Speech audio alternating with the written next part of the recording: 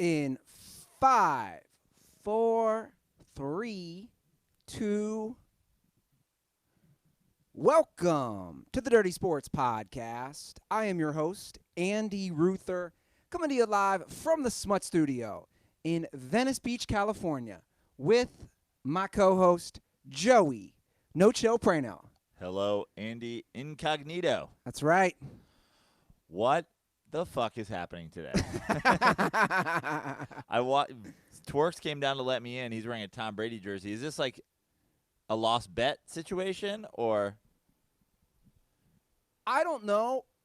I walked out to grab Aaron from Mildred. He was in a Tom Brady jersey. You're wearing an Incognito jersey. Well, I wasn't at the time.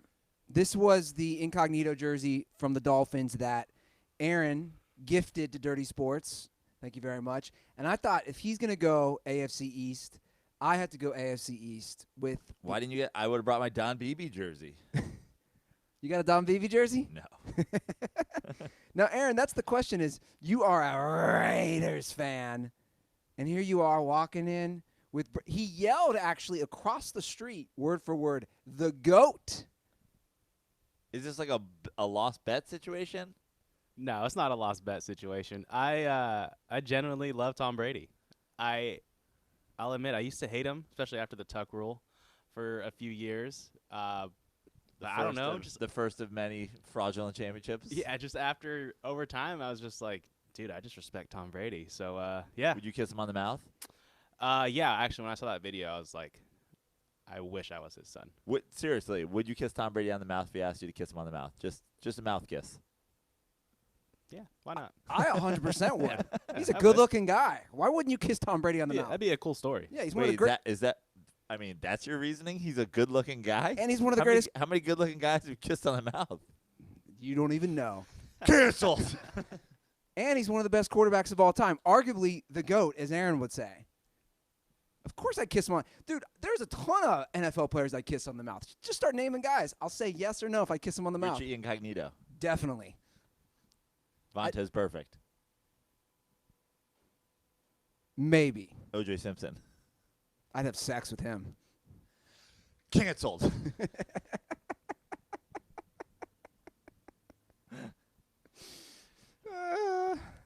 I did have some. Tyler Lockett. Oh, we're going there already.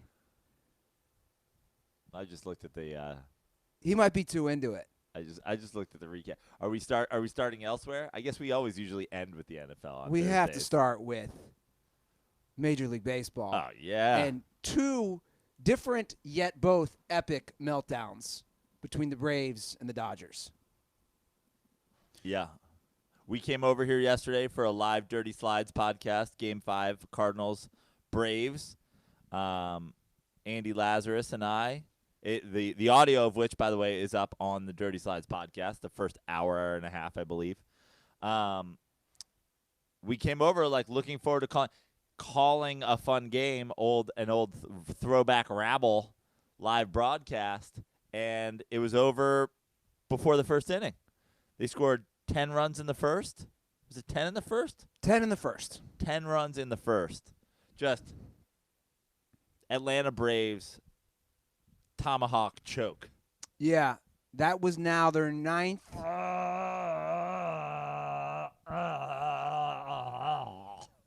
Canceled. That was their ninth playoff appearance since, I believe, 2001, none of which they've made it to the NLCS. We're talking epic levels of choking in the early rounds. Yeah, that was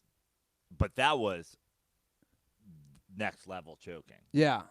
10 runs in the first, game over before it started. It was honestly a bit embarrassing that to even get to, that almost should have happened in a game 4 or a game 3. You know what I mean? Like, the fact that you got all the way to a game 5 and then you do that, it's like, geez. Yeah. It's tough. And Fultonavich, just a meltdown.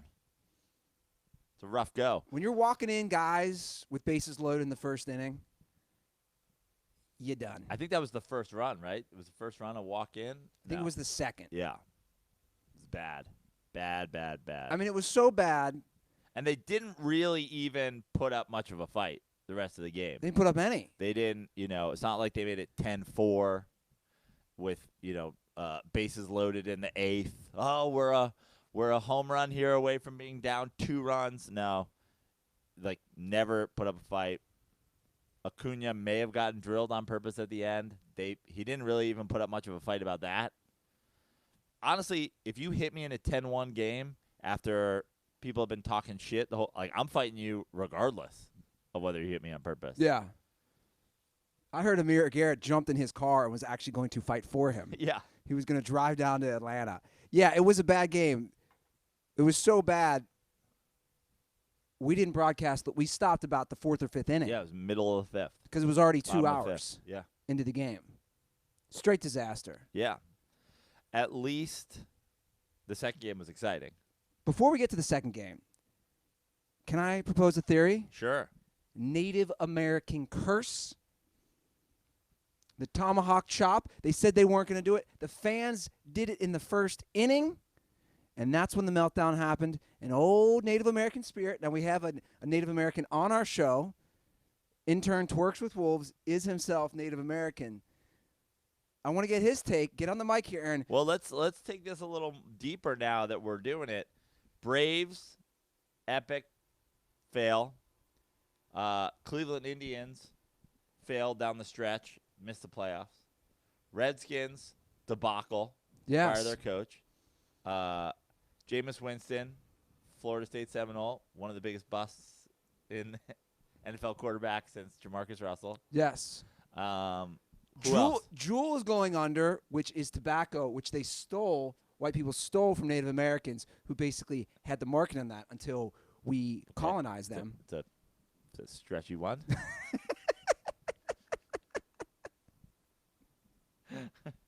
You're like, Indian motorcycle sales are down? Now Twerks over here, because that is his Native American name for anybody who does not know. Twerks with wolves. Twerks with Wolves. Is there any validity to this? I think so. I think the evidence is pretty overwhelming when you look at it. I would even go as far as to say the entire city of Atlanta has been cursed by Native Americans. When you look at the Falcons, 28-3. Wow. I mean, this goes pretty far back. This is deep. It's a deep curse. Yeah. Conspiracy Theory Thursday here at Dirty Sports. I like it. Do you think, Andy, that this will have long-term repercussions for the Atlanta Braves organization? Like I think everybody, certainly my theory last year was they were ahead of schedule. Yes. Made the playoffs maybe when they shouldn't.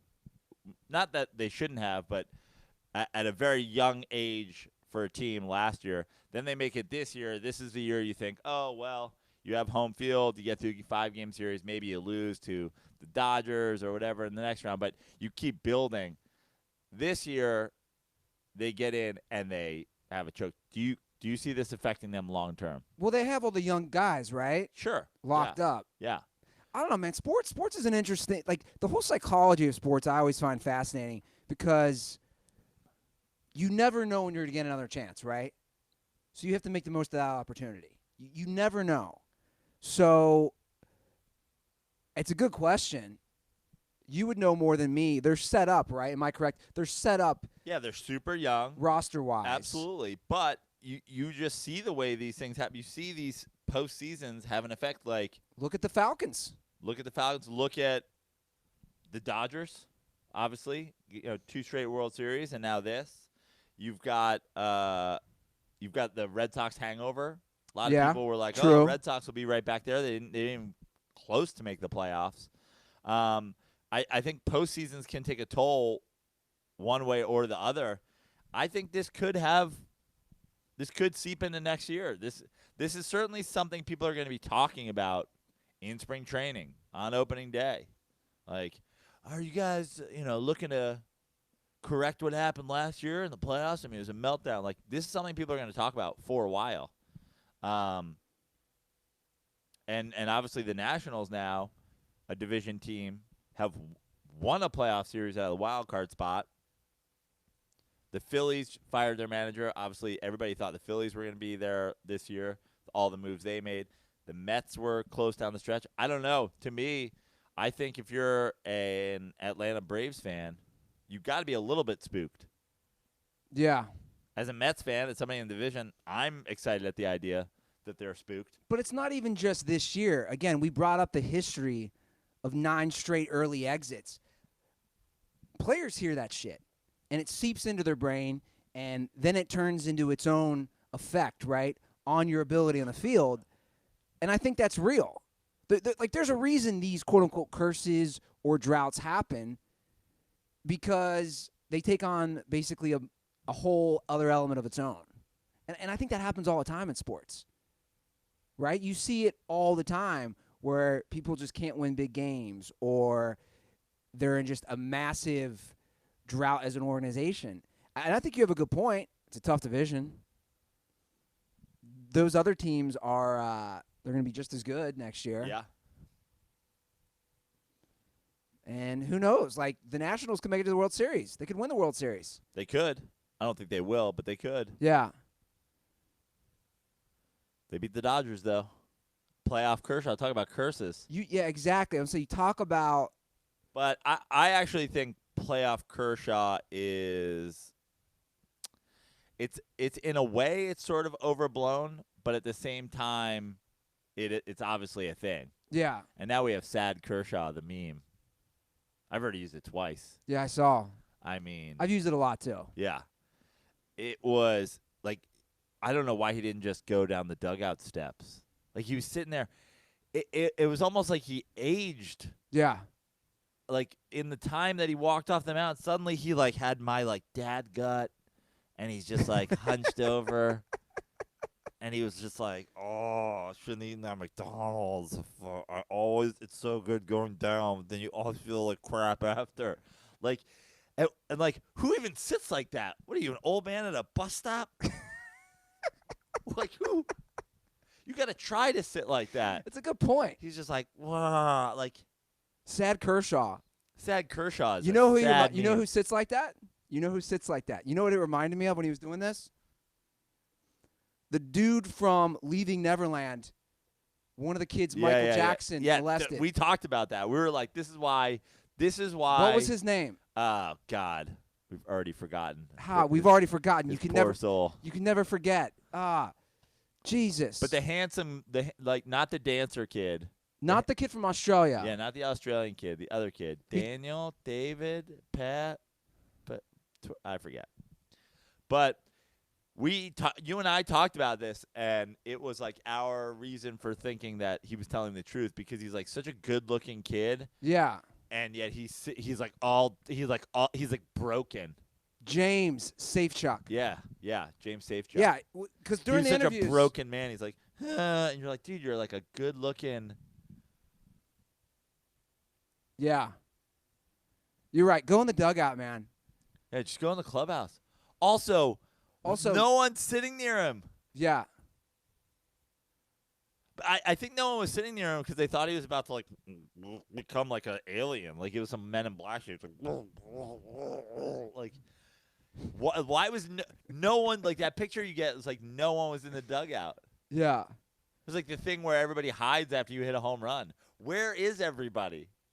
They're like, let's give Kershaw that 3/4 of the dugout for himself. We'll just all hide over here. They're all literally in one corner, not trying to touch him. Yeah. And he's like, I just no one wants to sit with me. No one wants to sit with me. It was the saddest of sad Kershaws. And you feel bad for a guy who's had such an amazing career. And you do, and I specifically feel bad for him because fuck Dave Roberts. Yeah. Why are you putting him in there? Sure. You put him in the 7th. He gets you out of a jam. You start the eighth with him. Like, Clayton Kershaw in his career has been a guy who he comes out early and you either know he's fucking dominating or you know he's not. And I get that he got that one out, but just the mismanagement of their bull. It's not like their bullpen is bad. I mean, from everything that I saw was you put in Maeda in the 8th. And then Okay, so you put in Maeda Yeah, in the why? eighth. I just don't understand why you got him to go out there and get that big hit, that big out. You got three And pitches. then he faces Rendon as a lefty-righty matchup to start the inning. Well, it wasn't just that. Three pitch strikeout, right? Yeah. He did his part, right? Bring in Maeda. So you leave him in there. He gives up the 2 solo bombs, and then you don't put Kenley Jansen in. No. Your top closer, even though he's had a rough year. No, how long have I been saying this? How many arguments have I had about this? How many people are like, "Oh, how you fire a guy who's not?" It's not about you. If you have the best team, And they do.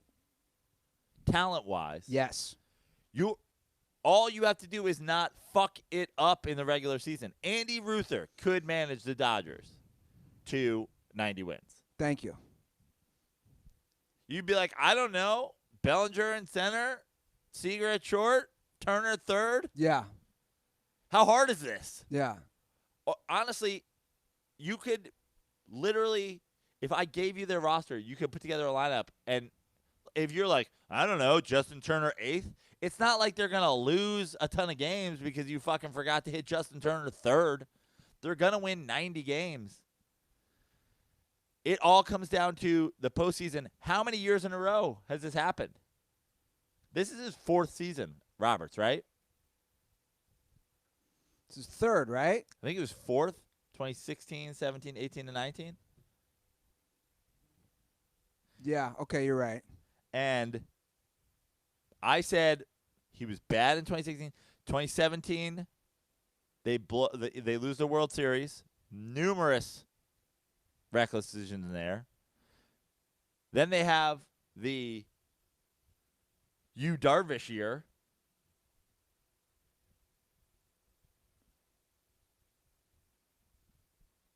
It's a mess, man. And now that we're already discussing the Dodgers, not to just add to it, fuck you, Dodgers fans. All of you. No, I shouldn't say all of you. I take that back. Just the People who leave early. the willingness to give up on your team. There is no excuse. And all these idiots on Twitter, guys. Well, I'm not talking about other Why? teams. Who's? Because people are trying to argue, I guess you forgot about the Heat. No, I didn't. Those fans suck too. Oh yeah, haven't we already said Miami fans suck? We've said this in general. I just hate when people refuse to look in the mirror and accept reality. I'm from Cincinnati. Guess what? The Cincinnati Reds fans suck. They don't support the team. The stadium's empty. It's an embarrassment for me as someone from Cincinnati. Even though the team sucks, go support the Reds. It's embarrassing, but I accept that. The Dodgers fans leaving. Who was announcing the game last night with Ernie? I don't know. Is it Francoeur? Jeff Francoeur? I don't know. I was at a bar. Whoever the color commentary was, I pulled this and I put it on Twitter. As an announcer, he said this. He said the fans in Dodger Stadium were leaving the game. He wasn't even making a joke as the Grand Slam was happening. That's how bad Dodgers fans are. But we talked about this. Even remember the Mets game we went to with them? They came back from 6 runs down in the 9th. We were the only people left. Mets fans were sitting there to watch us blow the lead. Dodgers fans had already left the game. But I mean, this is a historic thing too. Like the biggest moment in LA Dodgers history. Like I said the last time we did this, I'm just starts with Dodgers fans leaving. This isn't a matter of me just wanting to shit on LA. I've lived here for 12 years. I lived here for almost a third of my life. I support this city. I go to Dodgers games. You've lived here. So this notion that Ruther's just trying to shit on LA. No, I'm just trying to call out fucking people who are lame. I don't leave games early. It doesn't matter the sport event. Especially when your team has 106 wins and a potent offense like that. They still have a chance. Yeah. I'll tell you where you wouldn't see fans leaving early in Boston. You wouldn't see them leaving early in New York. You wouldn't see them leaving early in Philly, St. Louis. I can just start naming cities. Yeah. Chicago. Like, what about Miami? Yeah, Miami sucks too. Yeah. It's just embarrassing. And you should be ashamed of yourself if you wanted to go sit in LA traffic or traffic at the stadium because you can't get out of the parking lot for 45 minutes anyway. Yeah. But where do they go, Joe? You just brought up the Braves earlier. They go back-to-back World Series. Now they get ousted early. They keep making the playoffs every year. I predicted that they weren't going to win the NL West this year. I was wrong, but I think that I made that prediction. I said that I made that prediction because I think these playoff losses, again, like I said about the Braves, take a toll. So this one, boy, I don't know. First of all, we talked about it. We talked about it on slides. We talked about it on this podcast. If Dave Roberts doesn't make the World Series, at least win the World Series. It's hard to fire your manager when you're making the World Series every year. But you lose in the first round. I mean, are the Dodgers going to fire Dave Roberts? The answer is, how the fuck don't you? I was going to say, how can they not? Because look at all the wins he's had. Now, Dodgers fans who love to defend Dave Roberts are like, this first place. Well, they fired Mattingly after 3 straight division titles. Yeah. And everybody was fucking fine with it. And, spoiler, I'm not sure Mattingly's a worse manager than Dave Roberts. In fact, I would say that he's a better manager than Dave Roberts, who had less talent and still won the division 3 times in a row. It's tough not to fire him because basically a lot of the reasons they're losing is mismanagement. This isn't something new. It wasn't just last night. And everybody now in baseball talks about how, there's analytics and the front offices have more say and they just tell you what you have to do. Okay, well, if you have a manager who is unable to tell management or the GM or the analytics people, I'm going with my gut here, then you don't have a fucking good manager. Yeah. Because we're following your system and we're losing and we're losing and we're losing and we have the best team. So, obviously, the computer can only take you so far. So, I was watching MLB Network. The phone and technology is an amazing thing. Yeah. You can do everything on this thing at this point, right? Yeah. But sometimes you get out in the fucking desert where you don't have service, and if you're not prepared for it, you're fucked. Yeah. You're on like, well, what do I do now? There are people, and we've talked a lot, we've joked on millennials a lot here, but there are people who have never had to do it without it, so they don't know what to do. When we started sending out koozies, and we started sending out to whatever, somebody didn't know their zip code. Can I be honest? Multiple people. Didn't know their home zip code. They're like, what's my zip? What do you mean my zip code? Like, bro. How do you survive? Yeah. How do you pump gas if you don't know your home zip code? Yeah. You know what I mean? Like, you don't know your zip code? So if you're Dave Roberts and you've done everything by this analytics, by this computer, and then you get to the point in the World Series and in playoffs where you're like, I have to know something about my team and how each guy is going to react in a high pressure situation. If you don't, and you're just like, Siri, who should I pitch in the 8th? Clayton Kershaw is your best pitcher. Thanks, Siri. Like, what? So I watched MLB. I was watching MLB Network. Greatest Dodgers pitchers of all time include Sandy Koufax, Don Drysdale, Clayton Kershaw. Clayton Kershaw, I have him. So I was watching MLB Network before you guys came over yesterday to call the game.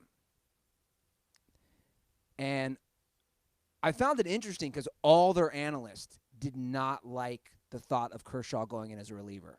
Yeah. And one of them was, what's his name? Al Leiter? Leiter. Yep. And I thought that was interesting from a former pitcher. Leiter. Okay, yeah. But that's what he was saying. And I forget the other analyst with him, but they were both saying, we don't like Clayton. They literally said this. Before the game. They're like, we don't like Clayton going in the 6th or 7th inning. It's a different mindset. And obviously, he's done it before in the playoffs, but it's just a completely different mindset when you're going in as a reliever.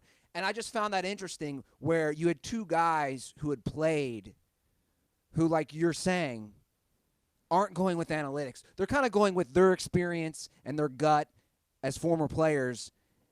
But Roberts doesn't heed to that at all. No.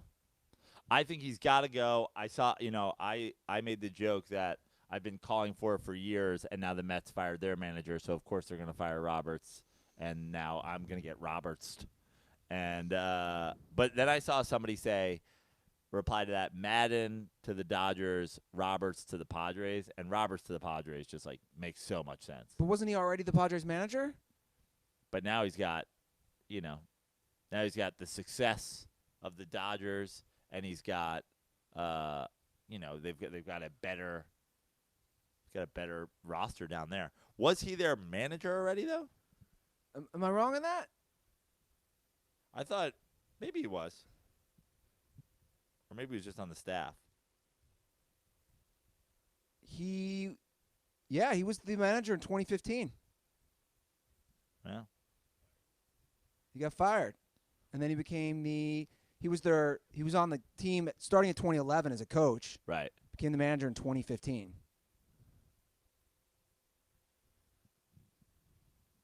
You got to fire him. I mean, I've been saying it for 3 years. You got to fire him.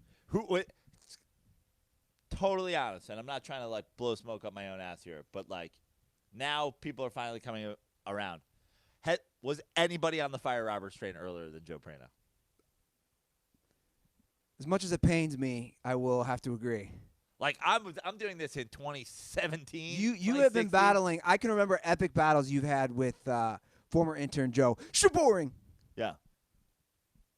I think Roberts finally broke Shaboring last year. Shaboring wasn't even tweeting during the game. He just like put up like a "I'm sad" meme after. Yeah, I felt bad for He him. just put up sad Kershaw. Yeah. I just want sad Shabelli.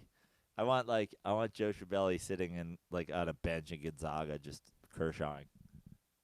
You know what sad Kershaw is going to be? I know you don't watch the show and you don't like it, but I love it, of course.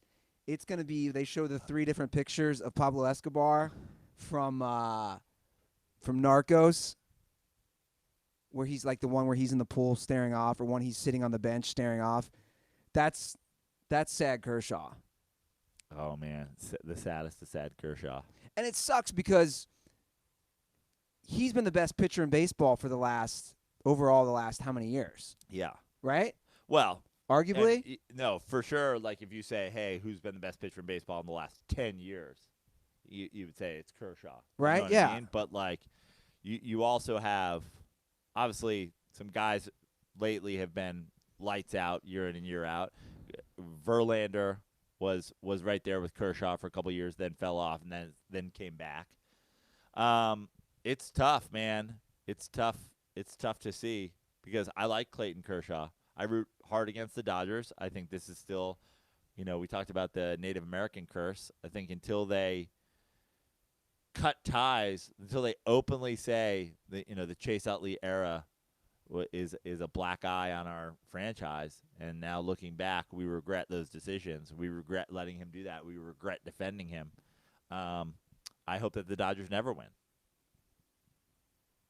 Tough to watch them lose to an NL East rival, but yeah. But now we got. But now can we move to the American League? Yeah, because we have another potential meltdown with the Astros. I think the Astros win. I just think Cole's too good right now. But that's just me. Yankees got to be loving all this, right? Well, Yankees got to be loving that they're resting and the Astros are playing. But I mean, even that, the Dodgers are knocked out. 106 win team. I mean, if the Astros lose, we're talking about the 2 best records are already done. Yeah. I think the Astros win. I think that's going to be. I just think Cole's too good, but the Yankees are certainly loving that they will have Verlander and Cole having pitched 4 and 5. Yeah. So they probably get Greinke in a game 1 if they survive. If you're the Yankees, I gotta assume, you want home field, even if it is against a division team that knows you very well. You don't want to face that pitching staff. The Yankees are certainly sitting back and having fun. But on the NL side now, we have Cardinals, Nationals. We know the matchup. Do you like Scherzer and Strasburg to get through the Cardinals now? Well, it's crazy because from the opposite end, we talk about teams losing. Now when you have a comeback, that injects a whole other psychology for your team. Yeah. I almost think the Cardinals also, that 10-run, like maybe their offense, that you see that all the time in baseball. Oh, you have this breakout day. And next go thing you know, cold. your offense like goes hot Oh, for like a couple okay. weeks. You know what I mean? Yeah. I think that's going to be a really, really fun, two potentially really fun matchups looming. I mean, even if it's Rays-Yankees, it's at least a division. I would hate to watch that. Like, I don't even know if I would watch that. Fucking Yankees-Rays would make me sick. You'll watch it. But Yankees-Astros, Nationals-Cardinals, some good baseball action. And I know Tug's doing the Tug-Stradamus dance. Oh, my goodness. Tug's really loving that he, like, he called He hedged a little on the Nationals. yeah, the Nationals. He liked the Nationals to win a playoff series. I just want to point out, I don't want to jinx myself, but it's a hot call for Tug in September. But I have Astros Cardinals World Series in April. Shots fired. So, come at me, bro. Also, I have Dave Roberts should be fired in 2016. So if we're Praino-Stradamusing, I mean, fucking Obama was president when I said Dave Roberts should be fired.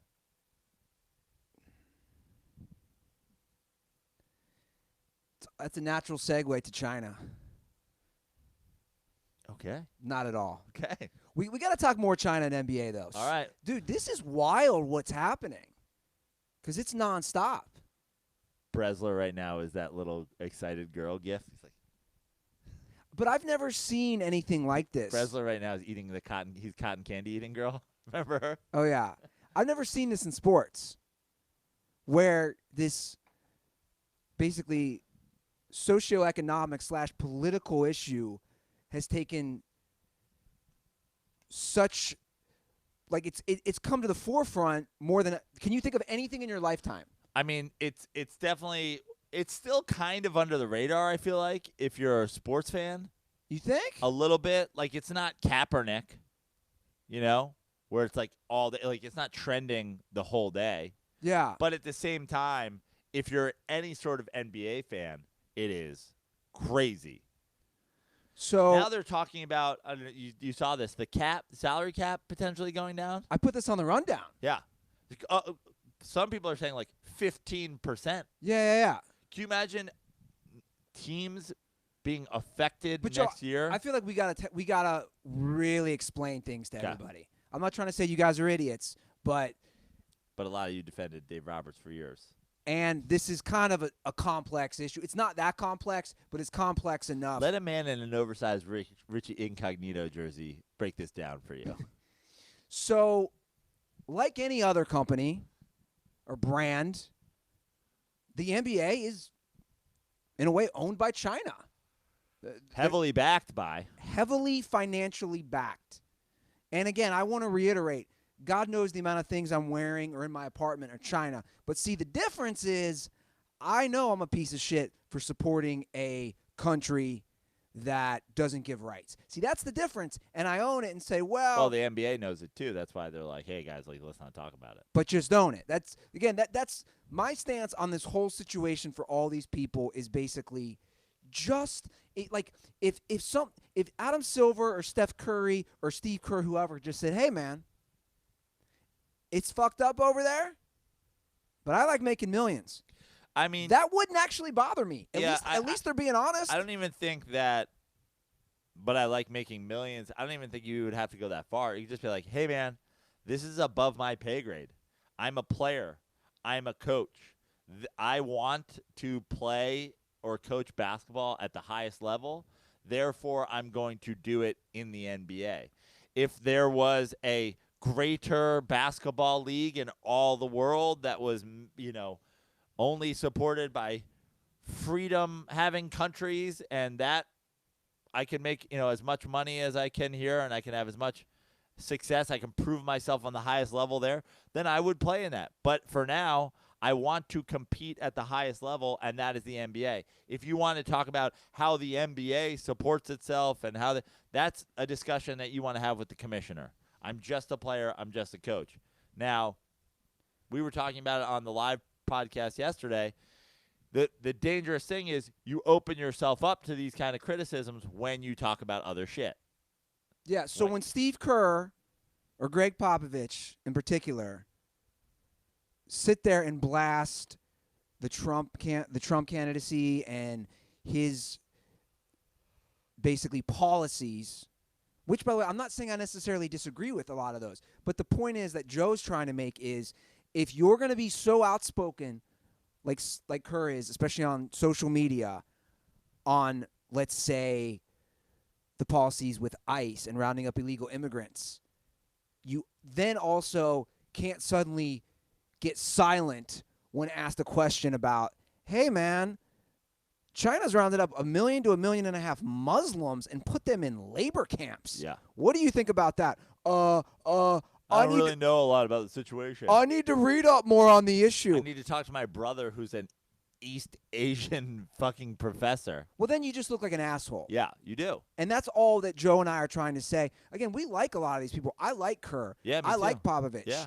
Steph Curry's a great player. But when you're asked basic things, it's not that complex of an issue. And that's the only that's the main problem we have and that I have is no one's asking Stan Van Gundy about it. Exactly. Like, Stan Van Gundy, what do you think about China? He's like, chow mein's delicious.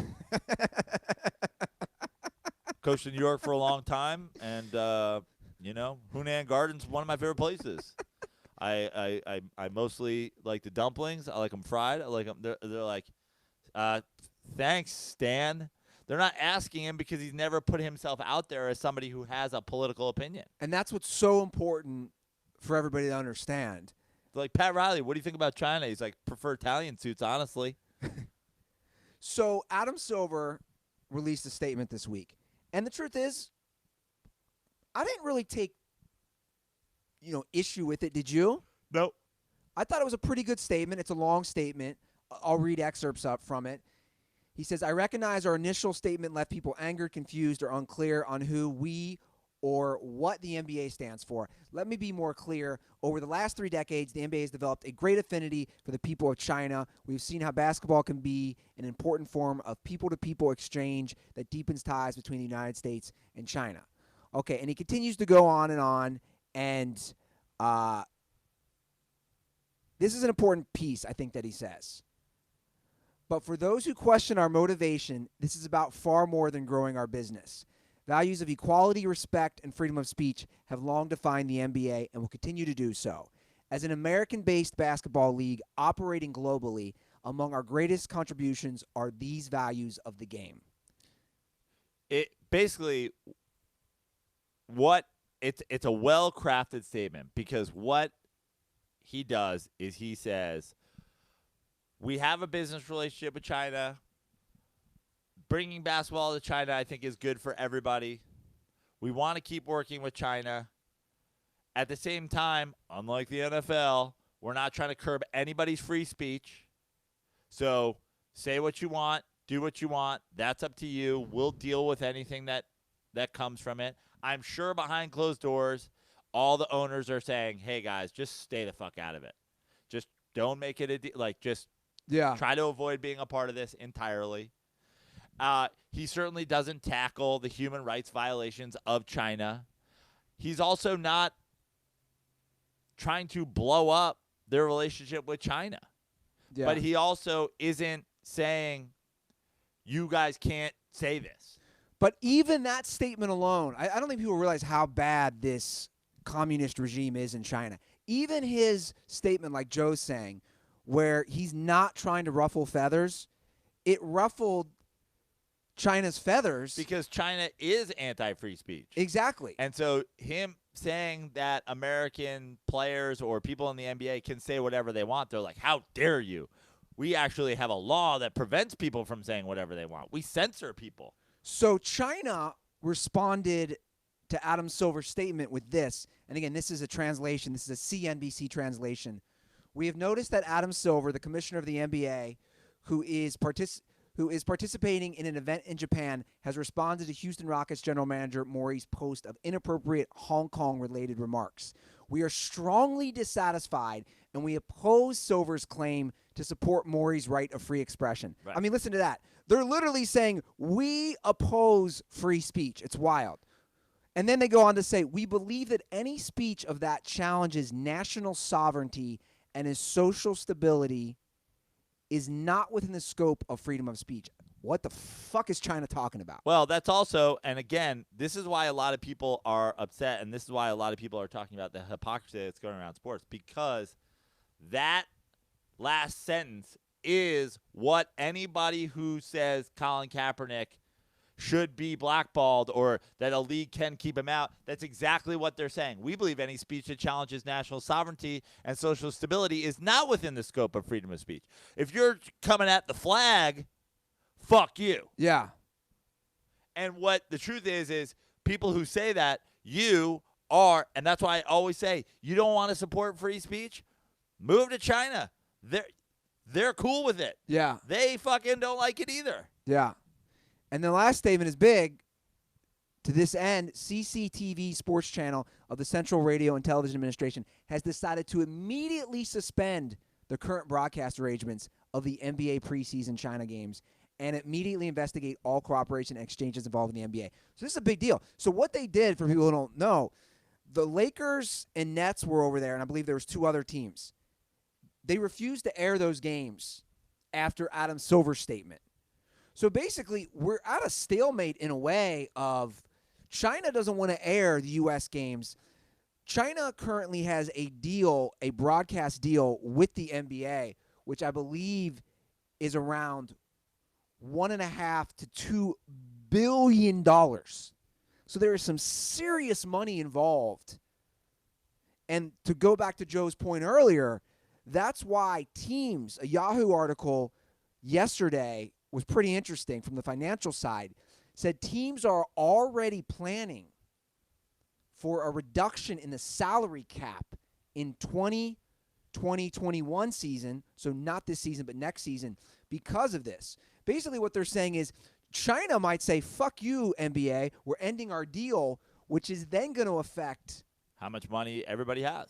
which means a 10 to 15% drop in the salary cap, which then it comes back to us as viewers, guys.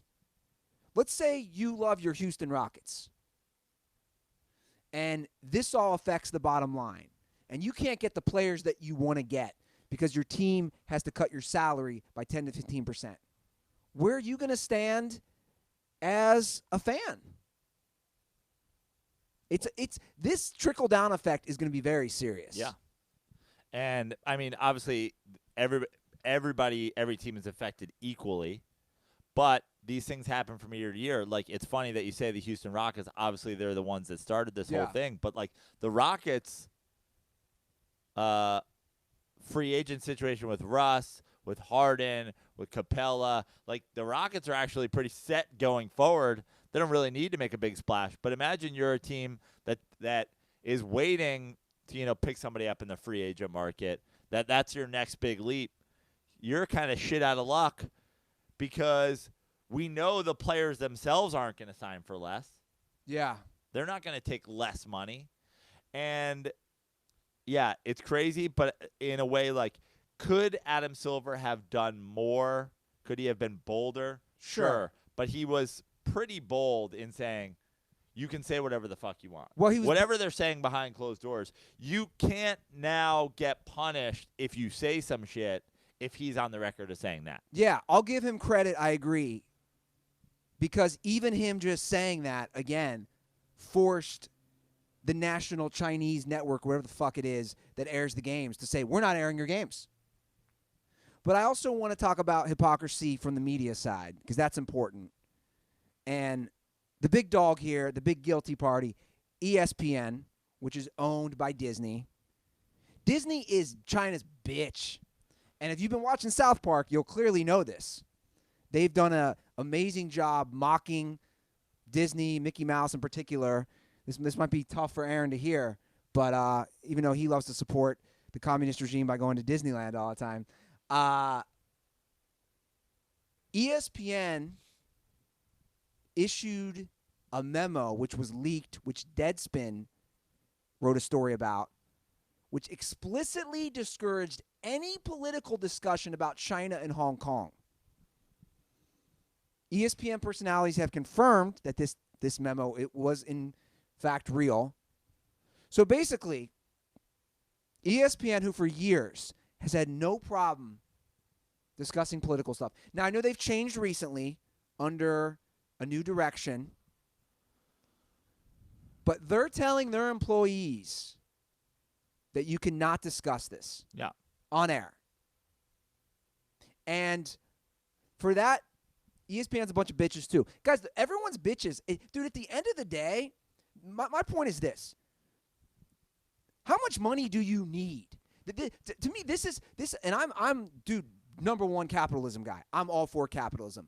But I'm also a guy, at a certain point, how much is too much? But it's not necessarily the grand corporate thinking. You've got to remember that corporations are still run by people. So if you're the president of ESPN, or if you're a board member of Disney, this is going like, hey, I don't want to lose my job because we look at our books and we're down 40% from last year. So everybody makes a decision that is to save their own ass. Yeah, I agree. Everybody's Steve Kerr's not talking about it because he wants to be a coach in the NBA. James Harden's not talking about it because he wants to be a millionaire in the NBA. Adam Silver is saying you can say whatever you want because he doesn't want to be he doesn't want to be torn out of his seat by people who are like, wait, are you curbing free speech? Even though he could have easily done that since every single owner in the NFL and the commissioner got away with it. So everybody's just trying to save their own butt. And in ESPN, they're like, hey, we're owned by Disney. We don't want them coming down on our thing. Just don't fucking talk about it. And the beauty of the media these days is we've been saying fuck ESPN for longer than we've been saying fire Dave Roberts. I think we literally have a title from 2014 on this show, fuck ESPN. Because they've become bigger than, what they were. Now they are this. Now they are the face of sports media, and they can drive stories to be anything that they want them to be. And they can make it Tim Tebow 24/7 and Johnny Manziel 24/7, and like whatever they decide is the story. And they're basically ignoring this story, even though it's one of the biggest sports stories that we've had maybe ever. But it's not even just ESPN. All these reporters, you're all cowards. But the beauty of, there's people doing it, and there's people getting shut down, and there's but whatever why are happening. people not asking Steph Curry directly? And by the way, and I quote tweeted this video of Steph. Again, I agree with what Joe has said. I'm not expecting the players like Steph or James Harden or whoever. You don't have to be that outspoken. But when you set yourself up, when you've posted tweets or had many discussions about rights for black people, about rights for the LGBTQ community, or about gun control, this falls in that same line, bro. This falls in that same line. So when Steph Curry is responding to a reporter and saying there's going to be some things that need to be sorted out, I just don't know enough about Chinese history and how that's influenced modern society. This is not going away, so we'll come back to that. Bro, you're a black man in America. But you of all people should know. But I believe that Steph Curry isn't sitting there going like, hey, before practice today, can we get a couple professors over here to explain me the history of China? I agree. But I'm sure Steph at this point is aware that there is basic human rights atrocities that are happening in China. This isn't anything new. And to follow it up, I think a reporter should straight up say, when he gives that answer, if you're a legit reporter, you straight up say to Steph, do you think people should have the right of freedom of speech? Again, you are now you're not considering the fact that we are an independent media source. We are the Dirty Sports Podcast. We can say whatever the fuck we want. Sure. We don't have to answer to anybody. That reporter still has to answer to somebody. And that reporter's editor has to answer to somebody. And the editor has to answer to the publisher. And the publisher has to answer to some major media conglomerate that runs the paper that's probably owned by China. Like, it all, like, follow the money. It all comes back to you. So everybody's looking out for their own ass. Yeah. Is our boy from Black Sports Online, if he gets a credential, going to be like, what up with China? Like, yeah. Robert Littau. Yeah. He's going to keep it real. Yeah, and we would too, which is why they'll never give us Press credentials to go and ask. And the same thing happens on the other side. You know, I've been talking about the whole thing. The hypocrisy is on both sides. Everybody that was pro the NFL blatantly curbing freedom of speech wanted to say, hey, what's up with the woke NBA? These guys are being super hypocritical. Well, then Adam Silver came out and was like, our players can say whatever they want. No one's getting fined or suspended for having an opinion in our league. And now all those conservative fucking news outlets are trying to spin this story into being like, well, you know, it's like everybody's doing their own thing. Everybody's trying to make their own angle. Everybody's trying to make their own money. That's the beauty of having our show is I can sit exactly where I've always sat and been like, yeah, I said this about the NFL. I'll say it about the NBA. I'll say it about comedy. I'll say it about cancel culture. I'll say it about whatever. Like, you can't be fucking punished for saying whatever the fuck you want unless it's fire in a crowded theater. And the bigger problem that this has shined a light on for me is the sad state of affairs that we are all owned by China. I mean, it's sad. I mean, Twerks over here goes to Disneyland. Hey, man, you said you're a proponent of capitalism. Everybody's buying all the shit. That's what I'm saying. So it is what it is. But that's what I'm saying. I'm just owning up to it, and I've known it forever. But I also do like that this is highlighted, as you continued to say, Joe. When you put yourself out there, this isn't just athletes. Any of you. I mean, this is the same thing that's going on with Ellen. Ellen's going like, oh, you know, I can have friends of different things. It's like, fine, you can. But when you go out to a nationally televised football game and you sit with a war criminal, people are going to be like, yo, not trying to be rude or whatever. We like your dancing and shit, and, like, the haircut's dope, but, like, what up? Like, what up with you being in a fucking football box with a war criminal? Well, you know, I like people of different backgrounds. Don't even get – I mean, have you seen the deep dive on the Ellen thing? Yeah. It bother you? Well, no, I mean, have you seen that Ellen is a CIA operative deep dive? Oh, I haven't seen that. Yeah, go down that wormhole. Wow. Ellen DeGeneres? Ellen DeGeneres is being used as a mouthpiece by the United States government to smooth out certain things, normalize certain things. Bro. Go down that wormhole. What kind of person created this? Go down that wormhole. That person has not left their apartment ever. No. Ellen DeGeneres, a CIA operative? Dude, there's a lot of info. Bro, this is a comedy. This is a movie. The only interview the one person who had an interaction with the Vegas shooter did was on Ellen, and then in a sense like disappeared off the face of the planet. Oh yeah, that was kind of weird. Yeah. Oh, it's deep, bro. Is this where you spend your time, Praino? Dude, I mean, you know me. You know, conspiracy guy. I'm Mel Gibson. I got a beer bottle rested on my fucking doorknob just in case anybody goes. I have one switch where you click, my whole apartment goes up in flames. Would so you people call don't find yourself shit. a conspiracy theorist, though? I've always called myself a conspiracy theorist. The thing about I don't know if I would. For as long as I've known you, you'll for sure entertain a lot of conspiracies.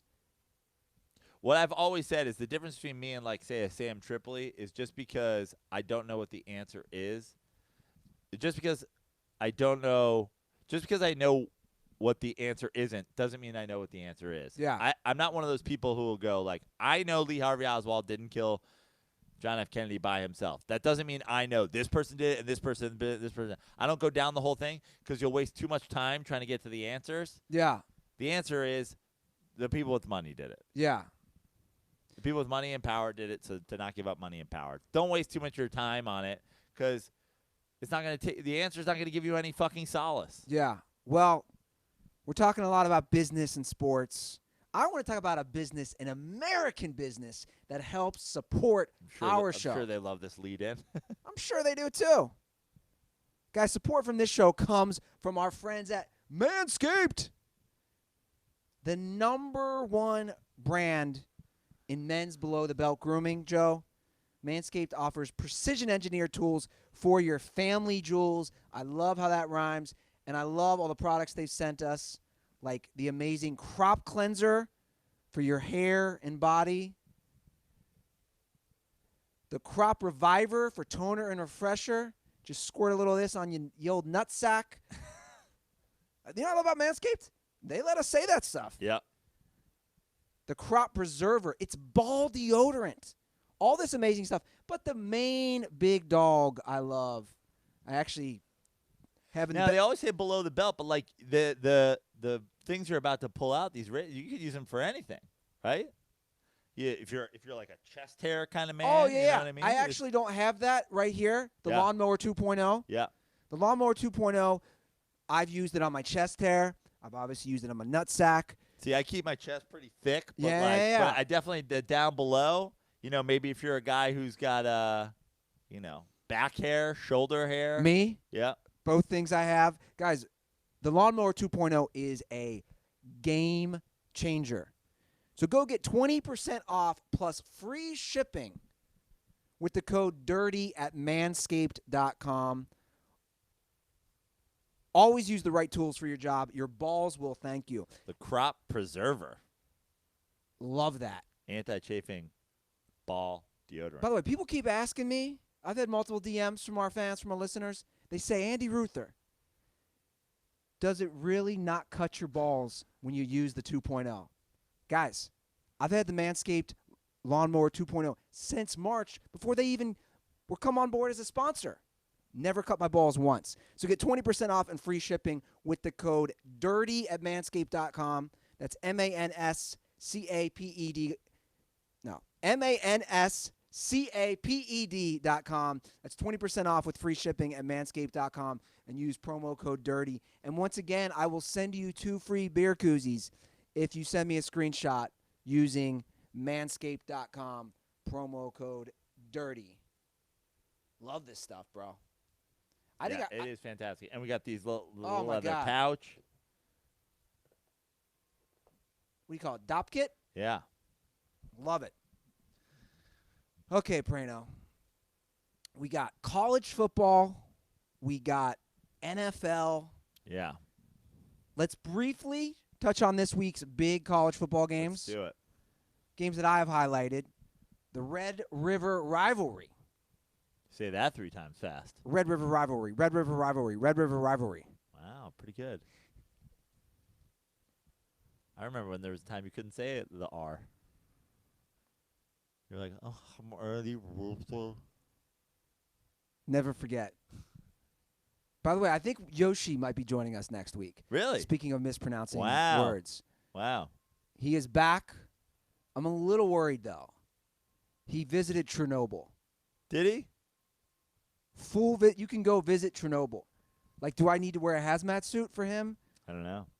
sitting next to me on the couch? You should hit him with the thing, like tick, tick, tick, tick, tick, like the radiation gauge. So I think I'm going to try to get Yoshi for Monday. Great. Oklahoma, Texas, Red River Rivalry. Texas has 1 L. They took a home L to LSU. Oklahoma, again, it's a neutral site. 10.5-point favorites. And Oklahoma's undefeated. Undefeated. Jalen Hurts is arguably the front runner in the Heisman race right now. Where is it being played? So I believe they do the Cotton Bowl, Still. which, although the Cotton Bowl has been moved to AT&T Stadium in Dallas, the Cotton Bowl is also obviously in Dallas, the actual Cotton Bowl Right. Stadium. Right. So I don't know if they actually play it there, but it's in Dallas. Okay. I think that's basically central between the two teams. Anyway, I've watched Oklahoma and I've watched Texas. I feel like this is a big spread, though. 10.5. Rivalry game. Well, who do you think wins the game? You think Oklahoma wins the game? I think Oklahoma wins the game. I mean, I'm not betting it either way. So. Yeah. What are their rankings? I think it's 6-10, I believe. Cool. That'd be a fun football game. You're not going to watch any of it. I might. What time does it start?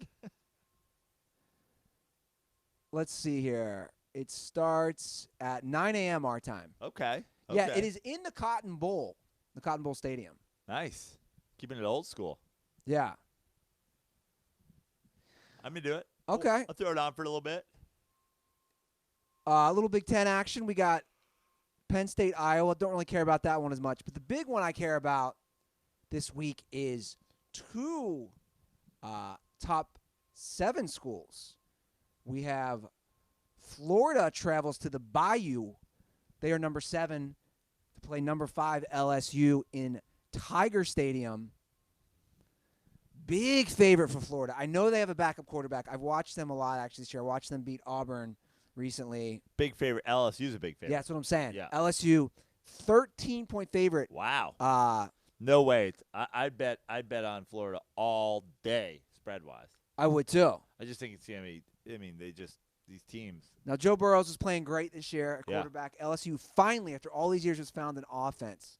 So we have the Gators. Finding off, just a quarterback. They've always had the skill guys. They've always It's true. run a pretty offense. It's like they've always needed a quarterback. They just haven't ever had an elite quarterback. Now this guy's like a Heisman candidate, Yeah, he was an Ohio State transfer, I believe, right? if you say so. I don't know. We're not. I'm not a college football guy. Yeah. Stop coming to me for answers.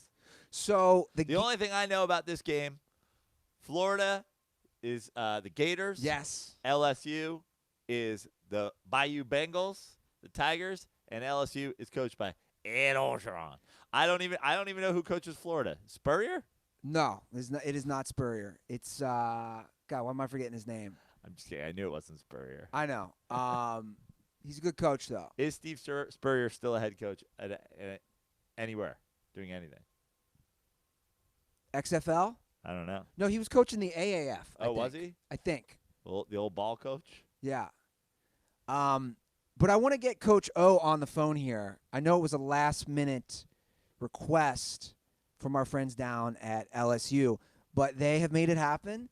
And like you just stated, the Gators are traveling to the swamp. So they're going from one swamp to another swamp. And it's been a minute, but Coach O, you guys are off to an undefeated season, ranked 5th in the country. Great start. You have an offense. You have a quarterback. You're also big favorites. Does this concern you, Coach O? I ain't worried too much about all the people putting in their bets down there in the Mandalay Bay and the Borgata in Atlantic City. I ain't worried what people doing there at Caesar's Palace. The only thing I'm worried about down here is getting here in the swamp.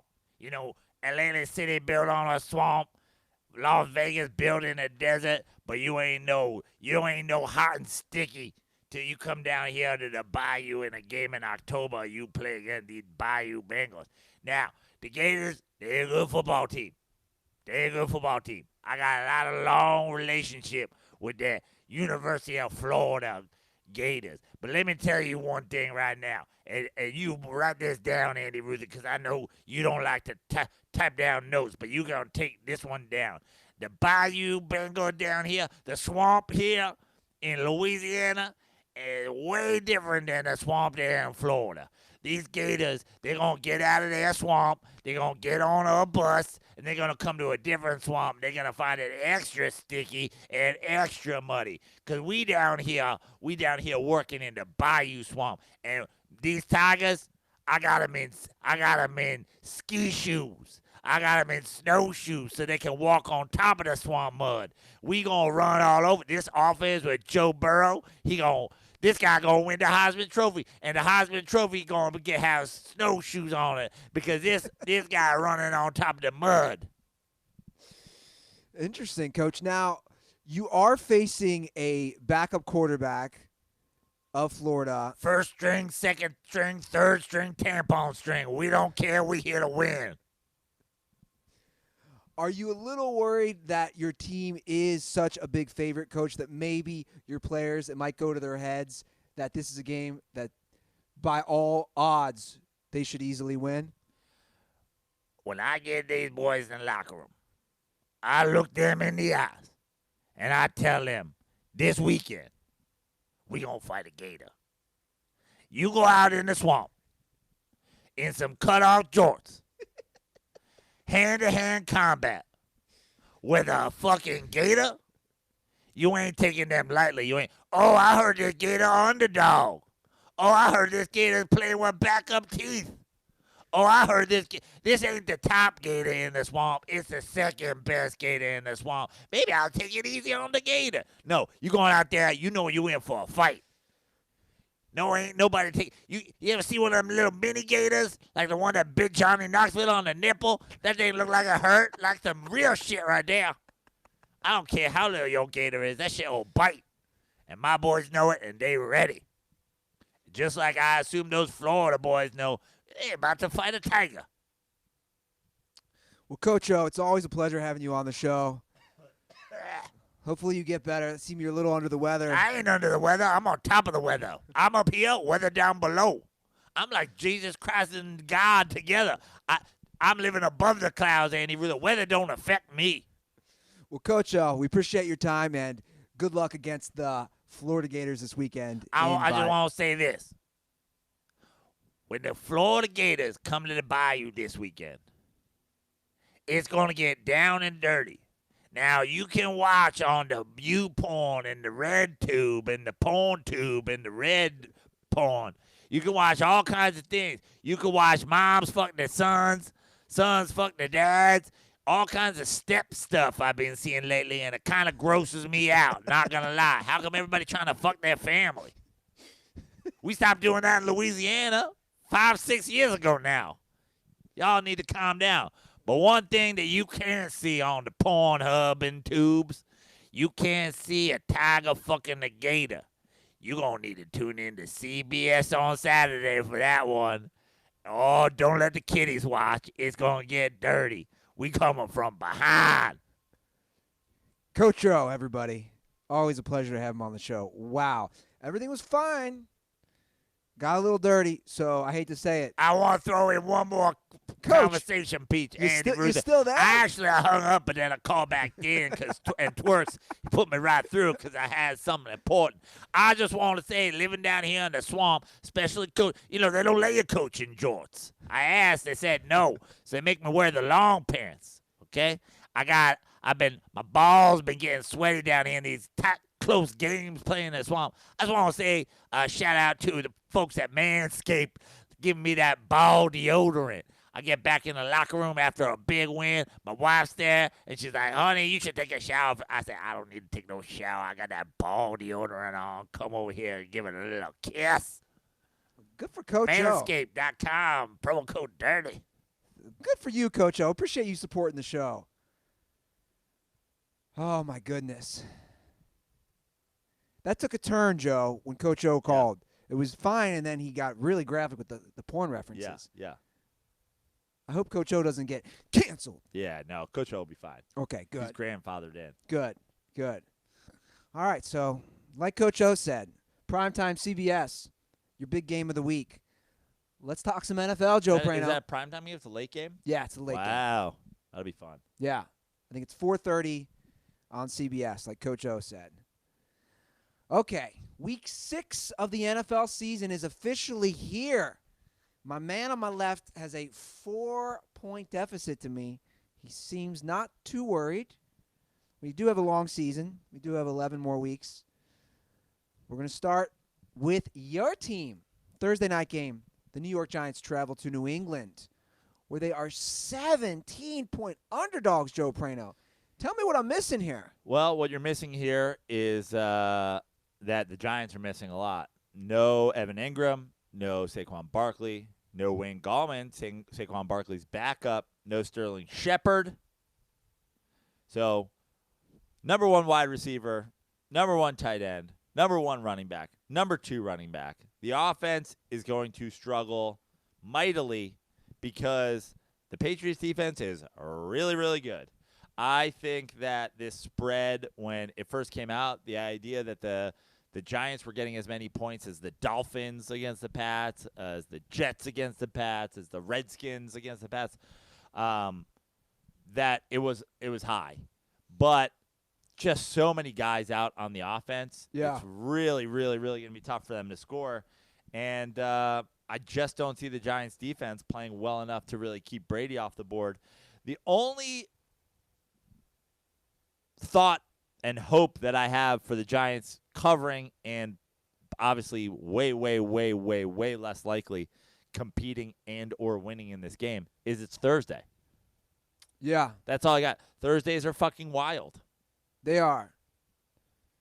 When I first saw this spread, I thought, it's a massive spread. I didn't realize the extent of the injuries the Giants have. 17 is a lot. I just feel like this screams backdoor cover. Everything about it screams backdoor cover. And the Patriots' offense, Giants defense is trash. true. I've named DeAndre Baker their one of their starting corners, who's a rookie, and is terrible. I've stolen a nickname from a former Giant, Stephen Baker, and I've named, this is a way less exciting nickname when you're playing on defense, but DeAndre Baker, the touchdown maker. Yeah. 'Cause basically, every time you throw the ball to the guy, you're going to score. And I can tell you who knows that. Bill Belichick. Your Giants keep burning me. That's another problem. Correct once. This is a toss-up game for me, though. Because, again, I just think it reeks of backdoor cover.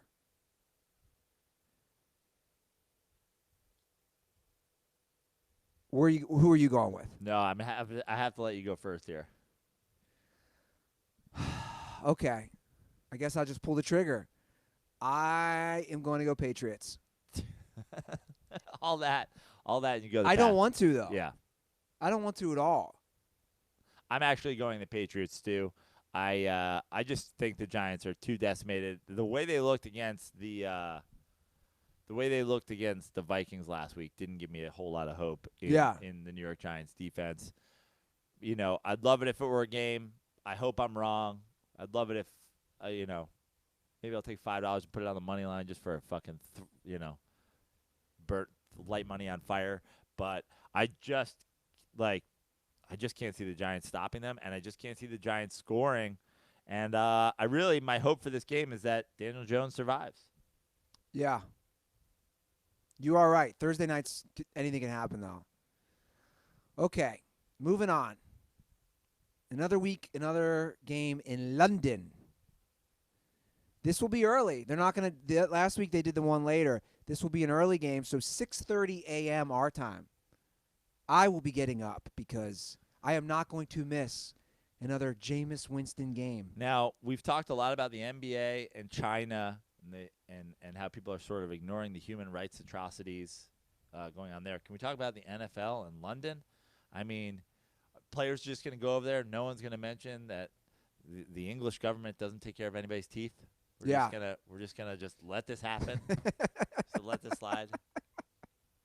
Can somebody ask Jameis Winston how you would eat a W if you had no fluoride in your teeth?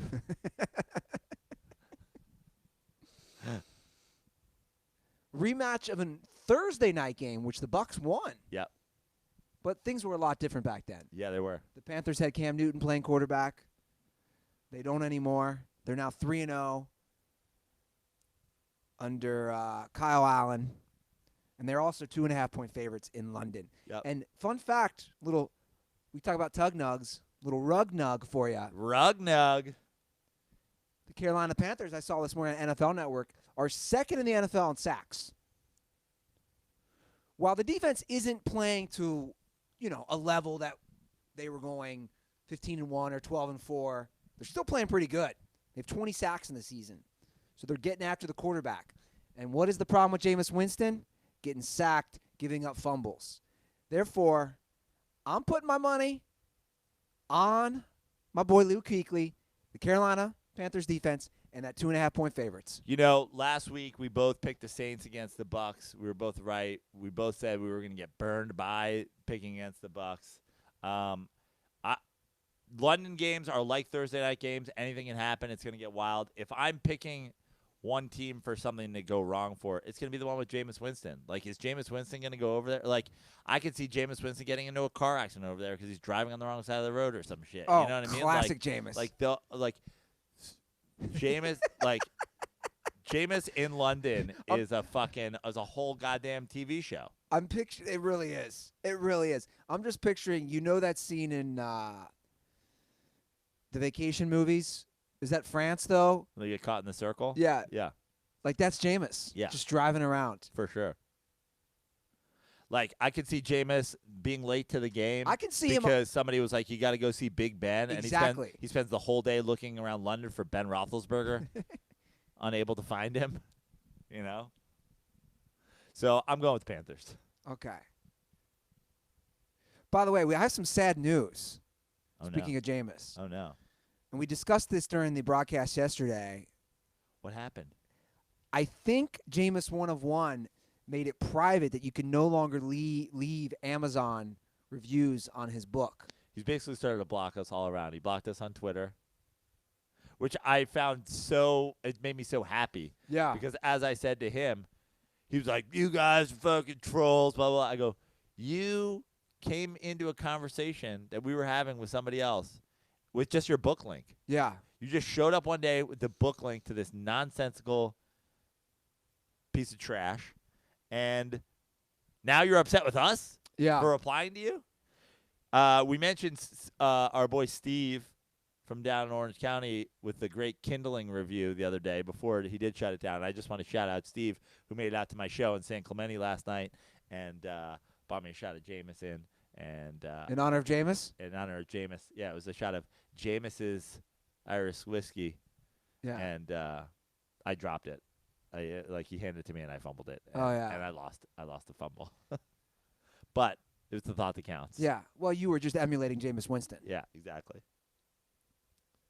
So RIP Amazon reviews. But if you can leave one and screenshot it, Yeah, if you can leave one. you still get 2 koozies courtesy of us.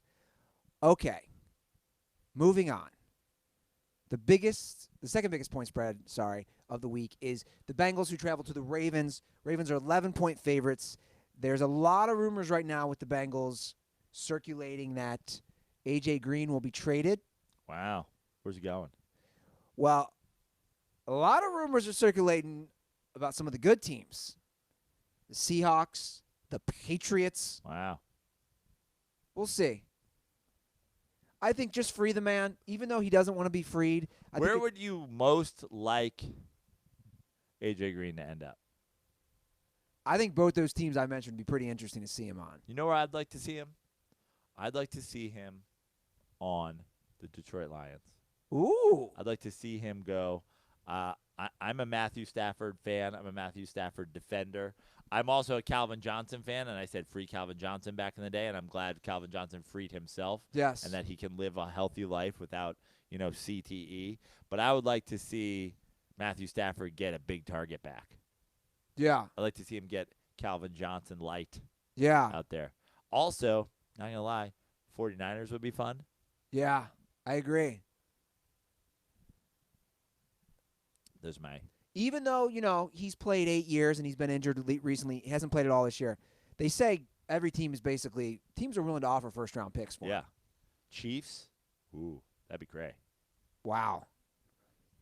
He practiced today? Poor A.J. Talking Green. about practice. Poor A.J. Green. Yeah. But he's also talked about how he respects Larry Fitzgerald for playing his whole career in Arizona. Bro, Larry Fitzgerald won some playoff games. Larry Fitzgerald made it to the Super Bowl. Also, Arizona's pretty dope. Cleveland, Yeah. Fucking Cincinnati. Come on, man. Who do you Free yourself, man. Who do you got? 11-point favorites. Well, the Bengals really fucked me last week. I think the Ravens are overrated. That being said, I think the Ravens are a team that beats bad teams and struggles with good teams. I think the Bengals are a bad team. I'm going with the Ravens to cover. Man, we're both going to start the same. It's all right. Don't worry. We'll get Okay, so two people taking the Ravens. All right, moving on. The Seahawks. A lot to say about this because we'll talk about this current Brown situation. The Seahawks are 1.5-point favorites on the road in Cleveland. A lot of news from both teams this week. First of all, we alluded to it earlier. Tyler Lockett came out on Adam Schefter's podcast saying he is a 27-year-old virgin. Now, yesterday during the Dirty Slides broadcast, I made my stance known, and I doubled down on this. When a 27-year-old athlete in their prime claims they're a virgin, I instantly think that they are secret, and especially like Lockett claiming Jesus, I think that they are hiding homosexuality. This isn't me making a joke. This is me being serious. I think a lot of these guys struggle with it, and I'm not saying that Tyler Lockett's gay, but a lot of times I think these dudes are gay. But a lot of times, I think these dudes are gay. I've said it about Tim Tebow. There is a Russ gay theory. And I was gonna say, Is there any? Do you think that they might be dating? They have a great connection. possibly. I mean, I'm serious though. Russ is the same thing. By the way, this is not. You're not. This is not like not to go full Seinfeld. Not that there's anything wrong with that, but like this isn't a joke, and you're not saying it's like this isn't a critical thing on him. You're just saying no, that I'm not judging him at all. No, I'm being dead you're serious. saying that he's an athlete, maybe doesn't want to come out, and he's using the "I'm a virgin" thing. It's like, why aren't you seen with women ever? Why aren't you whatever? Like, I just think it's weird. Like, I don't know. I just think when guys like him or Tim Tebow, and you brought up Russ, exactly. Russ had been married, then he got cucked by his former teammate Golden Tate, and then he became a virgin again before him and Ciara got married. So I don't know. I just think a lot of these guys use the Jesus thing and the virgin, and to me, it more highlights the sad situation that people couldn't be openly gay. Again, I don't know if he's gay. it's funny because you're like, every time I hear this, I think, because for me, every time I hear this, I think he's lying. Like I always. You just think he's lying. I just always think that they're psycho Jesus freaks, and they're pretending that they're like, oh, I'm so good, I'm not wait till marriage, blah blah blah. But come on, you're not like what kind of. So you think kind of superstar high school athlete, superstar college athlete, professional athlete? But that's what I'm saying. So you think he's just lying? Yeah, gay, straight, whatever. You think Tim Tebow's lying? Gay, straight, or whatever. I think P's have been in V's or B's or whatever. You know. Yeah. Things have been swapped around. Yeah. Okay. But they do have an amazing chemistry, those two. Yeah. So. And they both love Jesus. Yeah. Are we getting a Brokeback Mountain meme?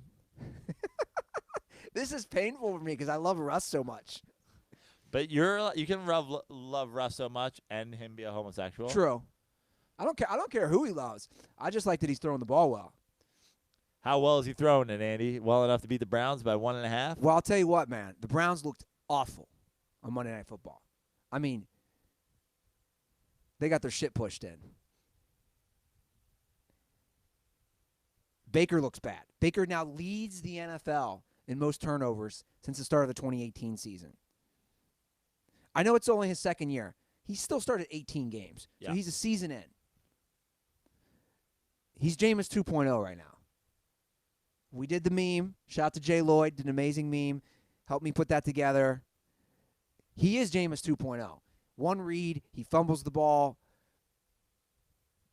But I think this has all the bearings of the Browns bounce back. Vegas knows something that no one else does somehow, right? Like, why is it 1.5? That's what I'm saying.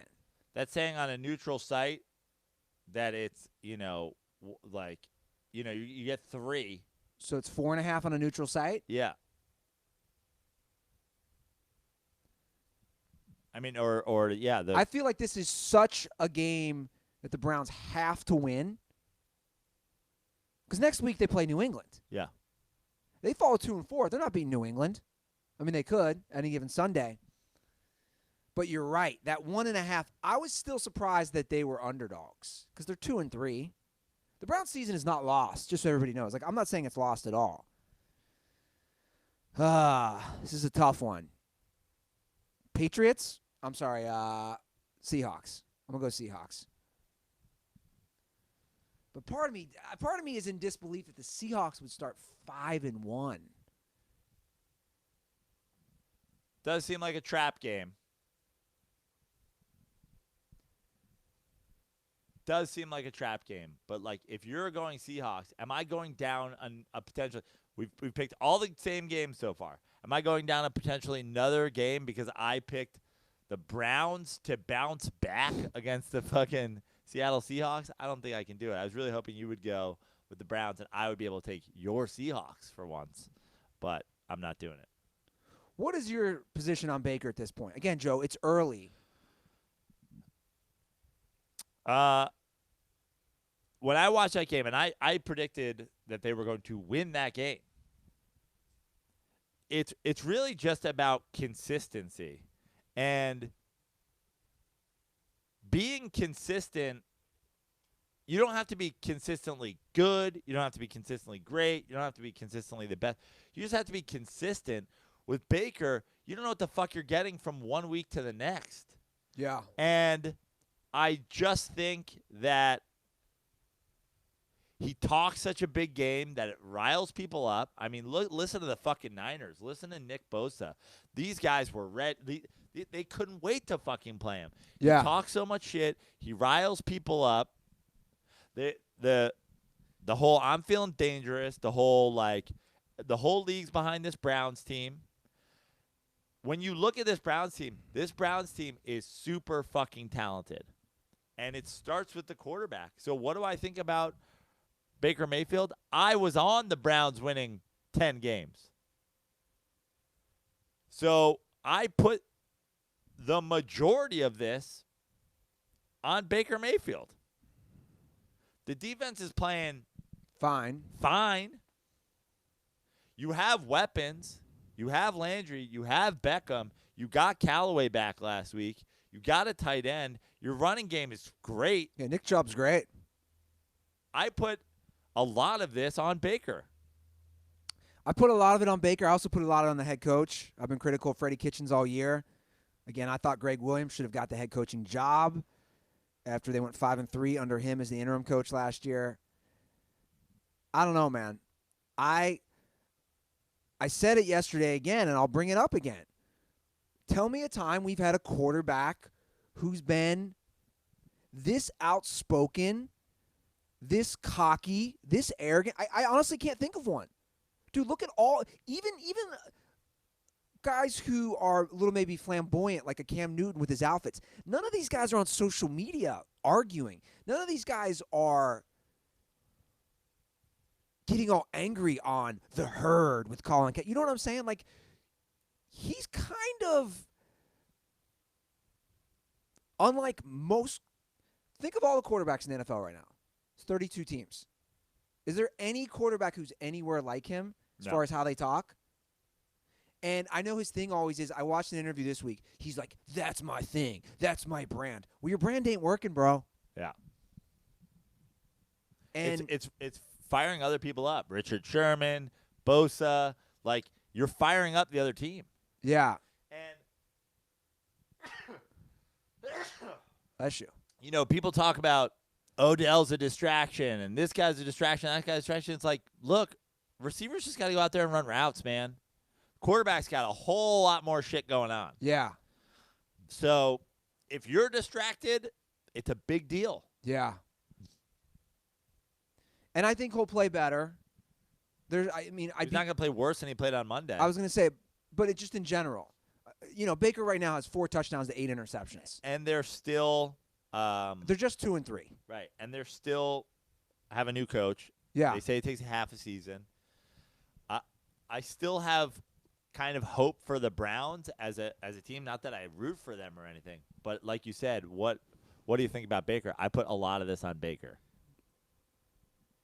How much do you put on play calling, though? Because in that game, I feel like a lot of the play calling wasn't really that great, and especially with their offensive line kind of struggling as it is in pass protection. People overdo blaming play calling for a lot of things. Like that's something that you hear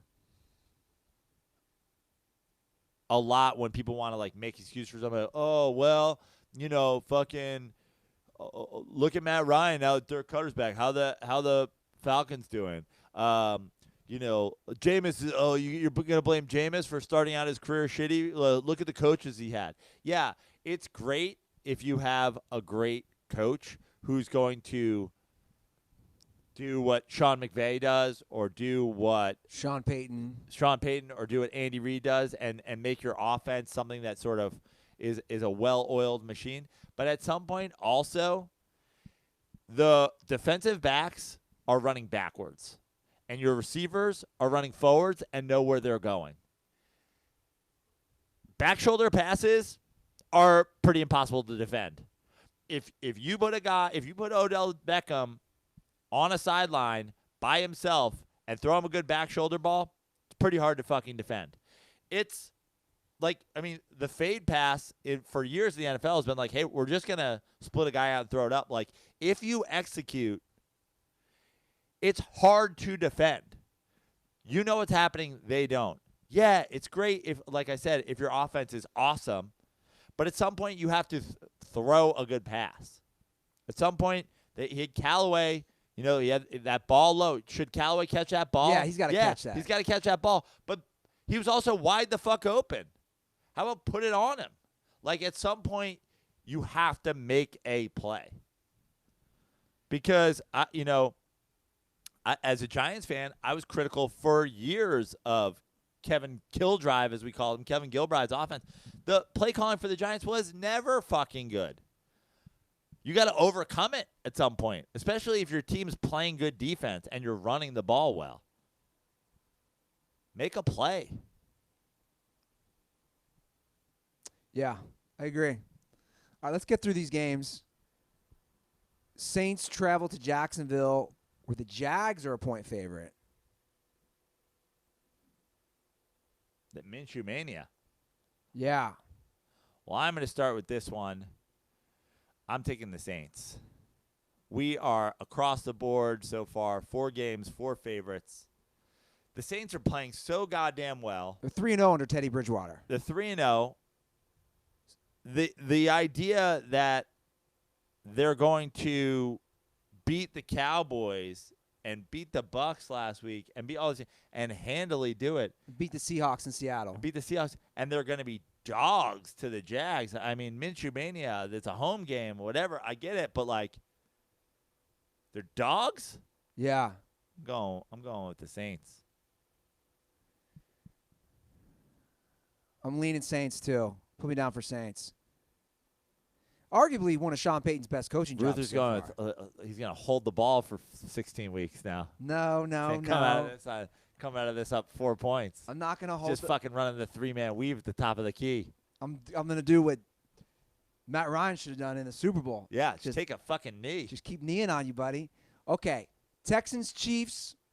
Chiefs are 4.5-point favorites on the road. I'll go first here. Okay. The Texans offense is playing phenomenal. We got a healthy Will Fuller. DeAndre Hopkins hasn't had to do as much at all because of that. Deshaun Watson is playing out of his fucking mind. I don't even know what the over-under is. Take the over on this. Chiefs are a little hobbled. Mahomes is hobbled. That being said, 4.5 is too big for me.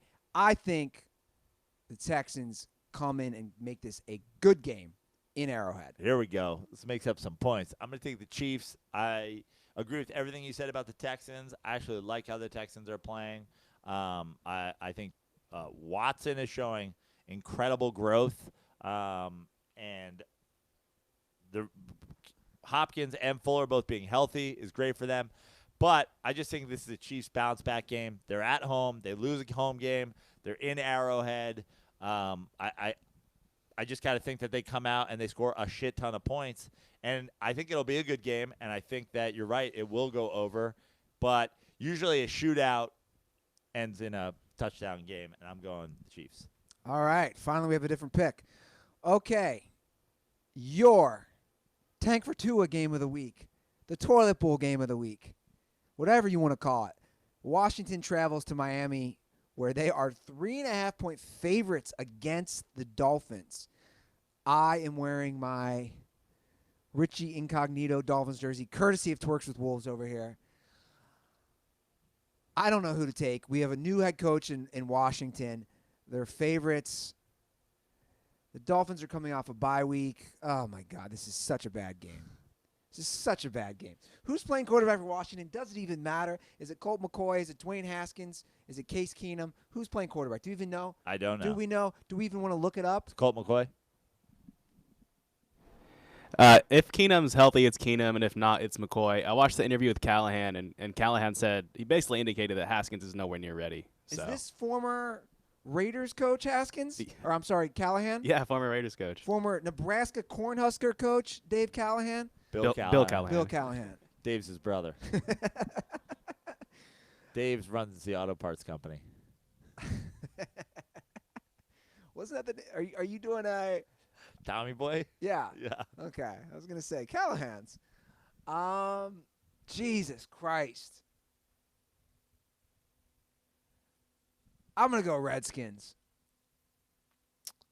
Yeah, I'm just going Redskins, new coach. I just think that the Redskins are trying to win, and I'm not sure that the Dolphins are. Yeah. By the way, if you are a Miami Fuck it. Let's go Dolphins. Give me the Dolphins. Twerks 3.5. It's a 3-point game. Yeah. Let's do it. Let's go Dolphins. If you are a Fuck it. Miami resident and you want to get some cheap seats, and I mean cheap seats for the Redskins Dolphins game, go on SeatGeek. It's a Redskins game, right? Yeah. No, it's it's in Miami. Oh, yeah, great. Miami's the home team. So if you want to take the family out to Hard Rock Stadium, get those tickets on SeatGeek. I saw tweets that were showing tickets for the Redskins Dolphins game are going to be cheaper than going to the local zoo in Miami. Wow. And here's the best part. I saw tickets were as low as $16 for this game. Well, guess what, Miami fans, my friends in South Beach, you can get an additional $10 off those $16 tickets on SeatGeek. You can get tickets for $6 to see a National Football League game. Guys, SeatGeek will give you $10 off, like I just said, on your first SeatGeek purchase. That goes for anybody going to any NFL or college games this week. All you need to do is use promo code DIRTY. So download the SeatGeek app today and use promo code DIRTY for $10 off on your first ticket purchase. That's promo code DIRTY for $10 off on your first purchase. Don't forget to also use it to come down here and see us in the bar. You promo code DIRTY. That's right. Oh, motherfucker, Coach O hopping in. And if you use promo code DIRTY on SeatGeek, send me a screenshot and I will send you a couple koozies. And also while you're at those stadiums, make sure you send some cut cam pics. Yeah. I'm sure there will be a lot down there. Okay, moving through. Yeah. Eagles, Vikings. Vikings are 3-point favorites at home. Kirk Cousins cannot beat good teams. I'm going to stick with that. I'm going Eagles. Yeah, I don't even know how he's – I don't even understand this line. I'm going the Eagles. Okay. Falcons, Cardinals. The Cardinals are 2.5-point dogs coming off their first win in Glendale, Arizona. Joe Praino, what say you? I think that the Falcons can't possibly be a team that goes 1-15. They're going to win some games along the way somewhere, and I think one of those is against the Cardinals. I'm going with the Falcons. All right. I'm going to go Falcons as well. Okay, 49ers, Rams. Everybody is high on the 49ers right now. Their defense is playing well. They did lose a key offensive line. Forget what his name is. McGlinchey. Okay, yeah, they lost him. They're riding a big high. The Rams are riding back-to-back L's. It's a trap for the Niners. Going to be a hometown homer. Rams win and cover. They give Jimmy G his first L. I really want to take the 49ers here because I feel like maybe I disrespected the 49ers last week in taking them to get beat by the Browns. I definitely overestimated the Browns, but I even more so underestimated the Niners. The Niners have looked way better Good team. than I thought they would, especially in that game. I think their defensive line is playing incredible. They're running the ball really well. I like the Rams to win this game, but I could certainly see it coming down to a field goal. I'm going with the 49ers to cover. Guys, I'm on board. You convinced me on Monday night. Please don't let me down because Andy's going with the ball hold here, and I'm picking games just to go different at some point, so don't do it to me. Well, I'm not going with the ball. By the I'm way, taking the Niners. I like the Niners a lot right now. I just think, I don't know. I think the Rams are going to come a little better prepared. I just want to jump in here and say that, ask you guys, is there any other game that you're more excited for than this one? Because to me, this is like two just fantastic coaching minds going at it in Shanahan and McVay. Fantastic. We're going to call Shanahan fantastic at this point. I think Shanahan's so. amazing. Yeah, Shanahan's so so great. good. Amazing. A great offensive coach for sure, Wow. at least. Wow. Well, really, look, I think he's a good coach. A little TBD, a little to be determined here. But in terms of an offensive coach, Yeah, right? yeah. Offensively, as I'm speaking, I think these two guys are just, offensive geniuses. Kind of like, it's like how Andy Reid is now. I can see these I'm guys just a being little that in the biased future. against guys whose dads were coaches. I think they just get the benefit of the doubt. The Schottenheimers, the Shanahans, their dads who were good coaches. That's my take. Hot take. Take the over. That's what I'm saying. 49ers, I'll take them. All right. Titans travel to Denver, where the Broncos are 2.5-point favorites after beating the Chargers out here in L.A. last week. I'm going Titans. Broncos are going to fuck me every week. Titans are going to fuck me every week. Yeah. Somebody's fucking me this week. I'm also going the Titans. I just think I was really surprised the Broncos came out and won that game last week. The Titans, hot and cold, hot and cold. What did the Titans do last week? They lost, right? They lost to the Bills. At home. Yeah, so I'm going with the Titans to win. Yeah, we both took Titans. Okay. Might be a money line road cover for me. Yeah. Sunday night game. Your first ever Sunday night game at the Chargers youth soccer field will be happening. They are playing I'm sorry, I skipped ahead. We can do that game though. But the Chargers are playing Sunday night against the Steelers. The Chargers are 6.5-point favorites. The last I saw, Mason Rudolph is still in the concussion protocol. Really, guys? He might play this week? Do we really need to bring up what happened? Do we really need to bring up what happened to Mason Rudolph? Timmy.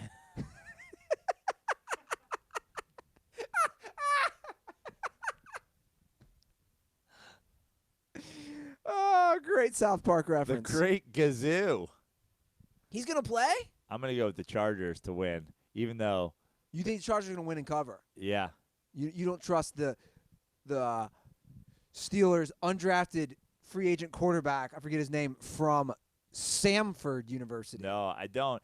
And I just I don't know what's going on with the Chargers, but they've got to have a bounce back game, right? It'd be a fun game to go to. It's out here. Sunday night, Steelers Chargers. It's going to be all Steelers fans. Ian's guys going down to Carson. I gotta go Chargers as well. You said it. You were like, I gotta go. If Rudolph was playing, I'd probably go Steelers, but the spread probably would be different. Okay, the game I forgot to skip, or I skipped over, was Cowboys traveled to New York where they play the Jets. They're 7.5-point favorites. Sam Darnold is back. Joe Praino. Does this have any effect on your pick? For mine, it really doesn't. The Cowboys look great against shit teams, Yeah, I agree. so I'm gonna go the boys. Big D. I'm with you, Dallas. All right, and your Monday night game, which I think is going to be a good one. The Lions travel to Green Bay where the Packers are 4-point favorites. I think the Lions will keep this close. I'm going to go Lions to cover the spread, Packers to win the game. I'm gonna ride my Packers team that I think is still somehow underrated. I think it will be a close game, but just for the sake of having a different pick and because I'm going to ride these Packers, I'm taking the Packers. By the way, real quick, speaking of the Lions, I got to give some love because people don't talk about most consecutive starts for quarterback enough. I want to give some love to the guys currently on the list. Matthew Stafford, a lot of people probably are shocked by that, has started 132 consecutive games. This is all-time. He is 6th all-time. Matt Ryan is 5th all-time with 152. Russell Wilson is 8th all-time with 117, and Phillip Fudgin' Rivers is 2nd behind Favre all-time at 213. I just want to say, Praino, of the entire history of football, we have 4 guys who currently are on a streak in the top 10. Yeah. And kudos to those guys because it's not easy to stay on the field as a quarterback. No, it's not, but it's certainly been a lot easier in the last, however many years. I mean, look at Tom Brady. He's got 2 over 100-game streaks. It's not the days of – I mean, Brett Favre doing it when he did it is actually the most amazing thing, but painkillers are wonder drugs. They so really what are. you can do. All right, so those are our NFL picks and discussion of the week. If you want to leave a call, our hotline is 310-359-8365. I swear we're going to get the calls again, guys, but we just had a lot to talk about. Joe Praino has to get out of here. Aaron's got to go to class.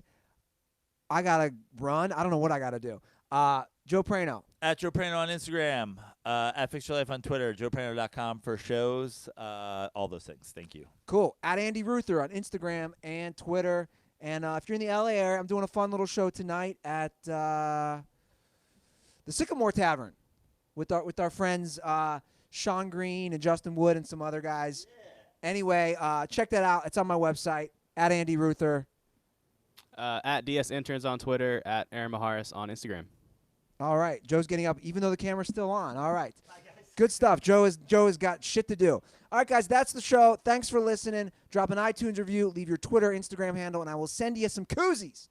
Okay, Dirtballs, enjoy football, enjoy your weekend, and most importantly, stay dirty.